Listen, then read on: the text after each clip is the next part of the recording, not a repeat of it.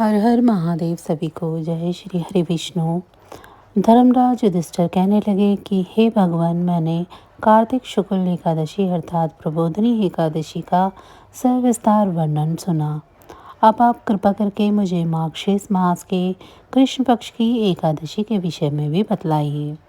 इस एकादशी का नाम क्या है तथा इसके व्रत का क्या विधान है? इसकी विधि क्या है? इसका व्रत करने से किस फल की प्राप्ति होती है? कृपया यह सब विधान पूर्वक कहिए। भगवान श्री कृष्ण बोले, मार्गशीर्ष मास के कृष्ण पक्ष में आने वाली इस एकादशी को उत्पन्ना एकादशी कहा जाता है। यह व्रत शंखोद्धार तीर्थ में स्नान करके भगवान के दर्शन करने से जो फल प्राप्त होता है उसके बराबर पुण्य मिलता है।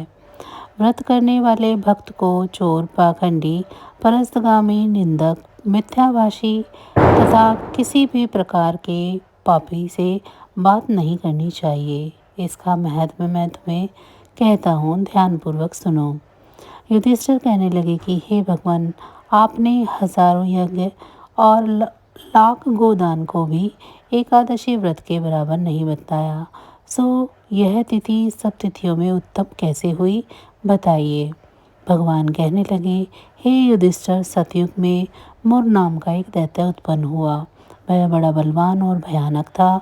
उस प्रचंड दैत्य ने इंद्र, आदित्य, वसु, वायु, अग्नि आदि सभी देवताओं को पराजित करके भगा दिया। तब इंद्र सहित सभी देवताओं ने भयभीत होकर भगवान शिव से सारा वृत्तांत कहा और बोले कि हे कैलाशपति, मुर दैत्य से भयभीत होकर सब देवता मृत्यु लोक में फिर रहे हैं। तब भगवान शिव ने कहा, हे देवताओं, तीनों लोकों के स्वामी, भक्तों के दुखों का नाश करने वाले भगवान विष्णु की शरण में जाओ। वही तुम्हारे दुखों को दूर कर सकते हैं। शिव जी के ऐसे वचन सुनकर सभी देवता क्षीर सागर में पहुँचे। वहाँ भगवान को शयन करते हाथ जोड़कर उनकी स्तुति करने लगे कि हे देवताओं द्वारा स्तुति करने योग्य प्रभु, आपको बारंबार नमस्कार है। देवताओं की रक्षा करने वाले मधुसूदन, आपको नमस्कार है। आप हमारी रक्षा करें। दैत्यों से भयभीत होकर हम सब आपकी शरण में आए हैं।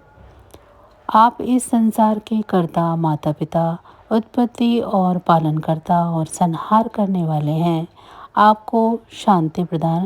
सबको शांति प्रदान करने वाले हैं। आकाश और पाताल भी आप ही हैं। सबके पितामह ब्रह्मा, सूर्य, चंद्र, अग्नि, सामग्री, होम, आहुति, मंत्र, तंत्र, जप, यजमान, यज्ञ, कर्म, कर्ता, भोक्ता आप ही हैं। आप सर्वव्यापक हैं। आपके सिवा तीनों लोकों में चर तथा अचर कुछ भी नहीं है। हे भगवान, दैत्यों ने हमको जीतकर स्वर्ग से भ्रष्ट कर दिया है और हम सब देवता इधर उधर भागे भागे फिर रहे हैं। आप उन दैत्यों से हमारी रक्षा करें। इंद्र के ऐसे वचन सुनकर भगवान विष्णु कहने लगे, हे इंद्र, ऐसा मायावी दैत्य कौन है जिसने सब देवताओं को जीत लिया है? उसका नाम क्या है?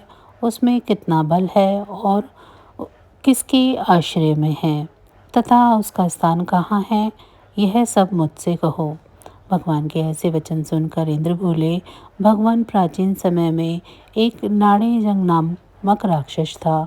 उसके महापराक्रमी और लोक विख्यात मुर नाम का एक पुत्र हुआ। उसकी चंद्रावती नाम की नगरी है। उसी ने सभी देवताओं को स्वर्ग से निकालकर वहां अपना अधिकार जमा लिया है।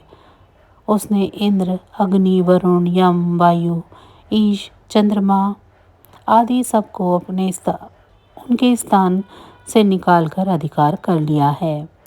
सूर्य बनकर स्वयं ही प्रकाश करता है, स्वयं ही मेघ बन बैठा है और सबसे अजय है। हे असुर निकंदन, उस दुष्ट को मारकर देवताओं को अजय बनाइए। यह वचन सुनकर भगवान ने कहा, हे देवताओं, मैं शीघ्र ही उसका संहार करूँगा। तुम चंद्रावती नगरी जाओ। इस प्रकार कहकर भगवान सहित सभी देवताओं ने चंद्रावती नगरी की ओर प्रस्थान किया। उस समय जब दैत्य मोर सेना सहित युद्धभूमि में गरज रहा था। उसकी भयानक गर्जना सुनकर सभी देवता भय के मारे चारों दिशाओं में भागने लगे। जब स्वयं भगवान रणभूमि में आए तो दैत्य उन पर भी अस्त्र शस्त्र आयुध लेकर दौड़ा। भगवान ने उन्हें सर्प के समान अपने बाणों से बेध डाला। बहुत से दैत्य मारे गए, केवल मुर बचा रहा।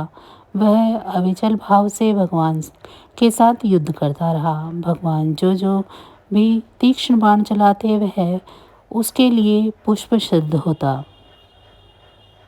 उसका शरीर छिन्न भिन्न हो गया, किंतु वह लगातार युद्ध करता रहा। दोनों के बीच मल्लयुद्ध भी हुआ। 10,000 वर्ष तक यह युद्ध चलता रहा, किंतु मुर नहीं मरा। थककर भगवान बद्रिकाश्रम चले गए। वहाँ हेमवती नामक सुंदर गुफा थी। उसमें विश्राम करने के लिए भगवान उसके अंदर प्रवेश कर गए। यह गुफा 12 योजन लंबी थी और उसका एक ही द्वार था। भगवान विष्णु वहाँ योग निद्रा की गोद में सो गए। मुर भी पीछे पीछे आ गया और भगवान को सोया देखकर मारने को उद्यत हुआ। तभी भगवान के शरीर से उज्ज्वल कांतिमय रूप वाली देवी प्रकट हुई। देवी ने राक्षस मुर को ललकारा, युद्ध किया और उसे तत्काल मौत के घाट उतार दिया। श्री हरि जब योग निद्रा की गोद से उठे तो सब बातों को जानकर उस देवी से कहा कि आपका जन्म एकादशी के दिन हुआ है, अतः आप उत्पन्ना एकादशी के नाम से पूजित होंगी। आपके भक्त वही होंगे जो मेरे भक्त हैं। जय श्री हरि। तो बस आज की जानकारी इतनी ही थी। फिर मिलेंगे हम आपको ऐसी ही किसी अन्य जानकारी के साथ अगली वीडियो में। तब तक अगर आपको मेरी ये जानकारी अच्छी लगी है तो वीडियो को लाइक करें। चैनल को अभी तक सब्सक्राइब नहीं किया है तो चैनल को सब्सक्राइब कर लें और कमेंट बॉक्स में जय श्री हरि विष्णु ज़रूर लिखें। इसी के साथ भगवान भोलेनाथ की कृपा दृष्टि आप सभी पर सदैव बनी रहे। आप सभी का बहुत बहुत धन्यवाद।